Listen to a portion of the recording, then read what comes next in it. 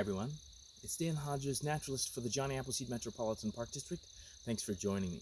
I'm out here at Herman Woodlands to talk a little bit about a rather unfortunate development, the presence of a disease called oak wilt. Now, oak wilt, as you may guess, infects oak trees, usually oak trees in the group we commonly call red oaks, so northern red, scarlet, pin oak trees. This disease is caused by a fungus that infects the vascular tissue of the tree. So the fungus gets into the tree via usually an open wound, but once that fungus is in the tree, the normal behavior of a tree is to shut down that area to keep the fungus from growing and continuing to take over the tree. The problem is this particular fungus, the oak trees don't really have the mechanism to be able to stop it. So what ends up happening is, as the fungus spreads through the tree begins to shut down itself.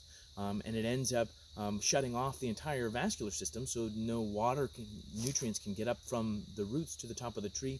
The tree begins to wilt, to die, usually from the top down, from the outside in. You can even see that on the leaves themselves. And so once infected, trees usually die in pretty short order, sometimes a matter of weeks in the summertime. The fungus grows in the tree and begins to reproduce via spore mats. Spores you can think of as basically fungus seeds. These mats grow under the bark, and with enough pressure, they split the bark open, and it replicates kind of a wound on a healthy tree, and it even smells kind of sticky, sappy, and that attracts animals who would normally be attracted to an open wound on a tree. Especially sap-feeding beetles. The beetle gets in, gets some of the spores on its body, and then flies away, attracted by the smell of a fresh wound on another tree. That's how the spores from this fungus spread from one tree to another over land. Another way this fungus spreads, perhaps more commonly, is underground. See, trees, when they're growing, especially trees of similar species and similar age, when their roots start to intersect underground, a lot of times those graft together. So you have two separate individual trees, but they're physically connected via their root systems underground. So when this fungus infects one tree and it dies, that fungus grows into the next tree, infects that one, and it dies as well. So you start to get these sort of epicenters of infection that start to spread and get bigger and bigger.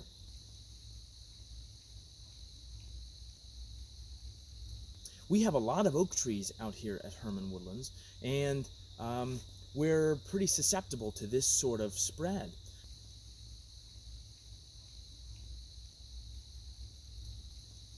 So what we've done to try to actively manage the spread of oak wilt in these woodlands, to try to save the woodlands, is we've delineated an area where we know the trees are infected. We've drawn boundaries based on previous management efforts by scientists in other parts of the Midwest and the United States, and we've delineated an area of control. If we can kill those trees along the edge, we can keep the spread from happening underground, and if we can cut down and remove those oak trees before they grow the spores, we can keep it from spreading over land as well.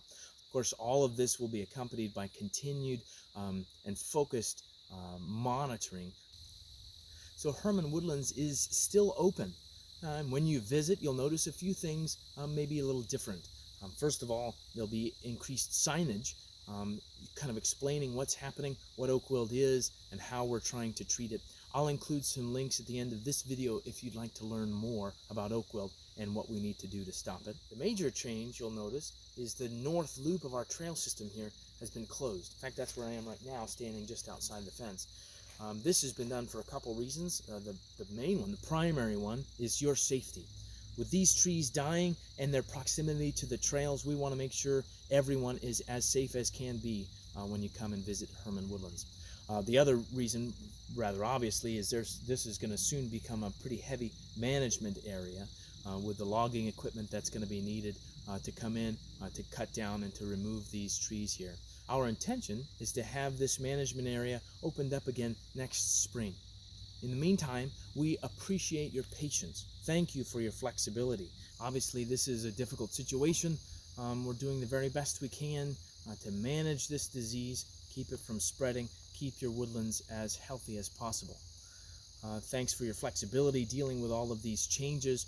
Of course, the naturalist side of me sees this a little bit as an opportunity, sort of lemonade out of lemons, if you would, because most of the woodlands here in Allen County and even Ohio in general are mature, and there's not a lot of young forest habitat called succession. With the removal of all these trees from that northeastern corner of the park, we'll be able to watch as this forest regrows, some birds and bugs, plants and animals that really focus in on that successional habitat will be interesting to watch as this forest regenerates and gets back to healthy habitat once again. Hopefully you get a chance to visit Herman Woodlands, see how things are going so far. We'll try to keep you updated as the changes happen throughout the course of this winter. But thanks for joining me, and don't forget to get outside.